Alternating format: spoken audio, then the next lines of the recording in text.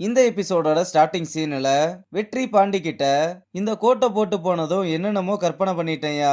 அவ்வளவுதான், இனி எல்லாமே மாறிடும்னு நம்பிட்டேன். என்ன கூட விடு, இதெல்லாம் அம்மா கிட்டயும் சொல்லி வெறும் கொஞ்ச நேரம் மட்டும் அவங்கள சந்தோஷப்பட வச்சுட்டேன்னு ஃபீல் பண்ண. டேய், அங்க அவ்வளவு செஃப் இருக்கும்போது எதுக்கு திடீர்னு உன்னை உள்ள கூப்பிட்டு சமைக்க சொல்றாரு?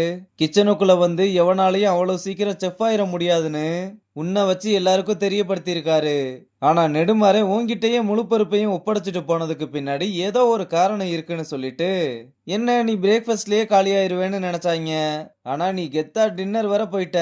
அதுலயும் நீ சமைச்சே ஒரு பிரியாணி கொய்யால வேற லெவல் பண்ணிட்டடான்னு பாண்டி அவனை சமாதானப்படுத்த எவ்வளவு ட்ரை பண்ணாலும் வெற்றி நடந்ததையே நினைச்சு ரொம்ப ஃபீல் பண்ணி அவன் போட்டிருந்தா கோட்டை தொட்டு பார்த்து அழுதுகிட்டே அதை கலட்டுறான். அங்க கட் பண்ணா கிரேஸ் ஐசுவை கூப்பிட்டு அவகிட்ட லெட்டரை கொடுத்து நேத்து லஞ்சுக்கு செம்ம ஃபீட்பேக் வந்திருக்கு. எல்லாரும் இன்னைக்கும் அதே பிரியாணி வேணும்னு கேட்டிருக்காங்க. அது மட்டும் இல்லாம நிறைய பேர் விளாக் அப்புறம் வீடியோஸ் எல்லாம் வேற போட்டிருக்காங்கன்னு சொல்றா. அப்புறம் எல்லாருமே போர்டை வேடிக்கை பார்த்துக்கிட்டு இருக்க கிரேஸ் வந்து செஃப் எல்லாருமே பிரியாணியை ப்ரீ ஆர்டர் பண்ணியிருக்காங்கன்னு சொல்ல, பிரியாணி இல்ல இன்னைக்கு நெடுமரன் ஸ்பெஷல்னு போர்டுல வெற்றியோட ஸ்பெஷல் டிஷ் அழிச்சிட்டு மறுபடியும் நெடுமரன் ஸ்பெஷலா ஆட் பண்றாங்க.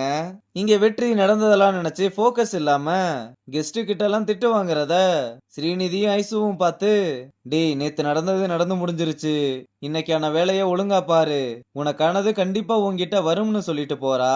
அப்ப ஐசுவும் என்னாச்சுன்னு கேட்க, இன்னைக்கும் கெஸ்ட் கிட்ட சொதப்பிட்டான்னு சொல்றா. இந்த பக்கம் ராஜனும் ரியாவும் பேசிக்கிட்டு இருக்கும் போதே ரியா மயக்கம் போட்டு விழுந்துற அவனும் அதை பார்த்து வேகமா வந்து எழுப்ப ட்ரை பண்றான்.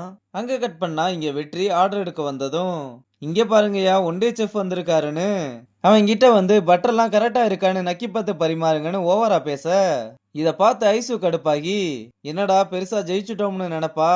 ஒரு 5 நாள் நானும் வேணியும் இல்லைன்னதும் நீ கிரேஸ் கிட்ட பம்மி கிட்ட போய் ஹெல்ப் கேட்டதெல்லாம் எனக்கு தெரியாதுன்னு நினைக்கிறியா? உன்னால கனவுல கூட அவன் பண்ண டிஸ்ஸ பண்ணிருக்கவே முடியாதுன்னு சொல்ல விக்கி நோஸ்கட் வாங்கிட்டு போறான்.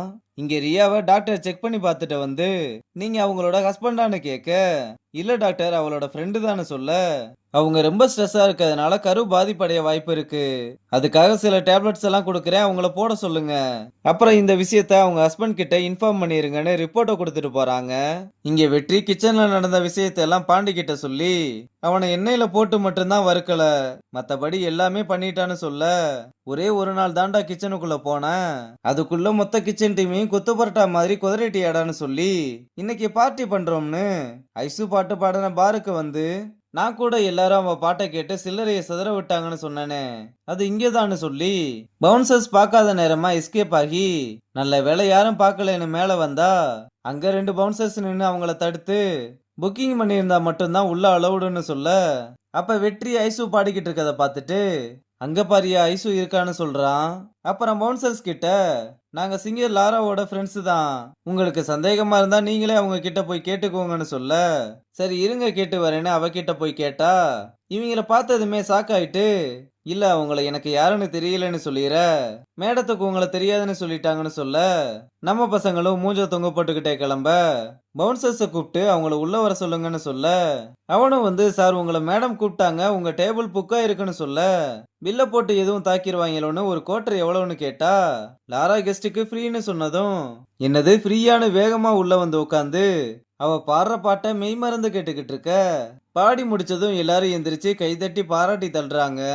அங்க கட் பண்ணா ராஜன் ரியா கிட்ட முன்னாடியே ஏன் என்கிட்ட சொல்லல, நான் என்ன அவ்வளவு வேண்டாதவன் ஆயிட்டேனான்னு கேட்க, இல்லடா நான் யார்கிட்டயுமே சொல்லல, நான் ஏற்கனவே பயந்து போயிருக்கேன், இதை என்ன ஒரு பெரிய மிஸ்டேக்கா ஃபீல் பண்ண வைக்காதன்னு சொல்றா. நான் அப்படி சொல்லலப்பா, நீ ஒரு ஃபோன் கால் பண்ணியிருந்தா நம்ம இதை சேர்ந்து ஃபேஸ் பண்ணியிருக்கலாம், சரி அப்பாவுக்கு இந்த விஷயம் தெரியாதான்னு கேட்க, அதான் நீ இந்நேரம் சொல்லியிருப்பேன்னு சொல்ல, இல்ல நான் சொன்னது இல்ல சொல்ல போறதும் இல்லைன்னு சொன்னதும் ஏன்னு கேட்டா, நீ ஒரு விஷயத்த மறைக்கிறனா அதுக்கு கண்டிப்பா ஏதாவது ஒரு ரீசன் இருக்கும், அதை யோசிச்சு பார்த்து தான் சொல்லலேன்னு சொல்ல, ராஜன் அவளை புரிஞ்சுகிட்டதை நினைச்சு ரொம்பவே சந்தோஷப்படுறா. இங்க ஐசு வெளியே வந்ததும் என்னங்க உங்களுக்கு இவ்வளவு ஃபேன்ஸ் இருக்காங்க, ஆனா சும்மா சொல்லக்கூடாது சூப்பரா பாடுறீங்கன்னு சொல்ல, அவளும் அதுக்கு நன்றி சொல்றா. அப்ப வெற்றியும் நீங்க ஏங்க மாஸ்க போட்டு பாடுறீங்க, மாஸ்க மட்டும் கலட்டுனா இப்ப இருக்க ஃபேன்ஸை விட உங்களுக்கு பயங்கரமா குவியும்னு சொல்ல, நான் பாடுறது மட்டும் எங்க அப்பாவுக்கு தெரிஞ்சது அவ்வளவுதான், அவரை பொறுத்தவரை நான் மாஸ்டர் செஃப் ஆகணும் அவ்வளவுதான், ஆனா இந்த விஷயத்த மட்டும் யார்கிட்டையும் சொல்லிடாதுன்னு சொல்ல, என்னங்க நான் சொல்லுவேன் நானு. கிச்சன்ல அவனுக்கு சப்போர்ட் பண்ணதுக்கு தேங்க்ஸ் சொல்ல. அம்மா நீ எப்படி அன்னைக்கு கிச்சன்ல எல்லாரையும் சமாளிச்ச? இத்தனை வருஷம் இருக்க எங்களுக்கே அது ரொம்ப கஷ்டம்னு சொன்னதும், நான் கெத்துன்னு எனக்கே தெரியும். ஆனா அது ஒரு செஃப் மூலமா கேட்கறதுக்கு ரொம்ப நல்லா இருக்குன்னு சொல்றான். அப்ப பாண்டி போதையில உருண்டு பிரண்டு வந்து ஐசுவ பார்த்து, ஐயோ செஃப் உங்க யூனிஃபார்ம் எங்க? இப்படி நின்னுக்கிட்டு இருக்கீங்கன்னு கேட்க, வெற்றி தான் வாயில அடிய போட்டு நாளைக்கு பார்க்கலாம்னு சொல்லி அவனை கூப்பிட்டு போறதோட இந்த எபிசோட முடிச்சிருக்காங்க.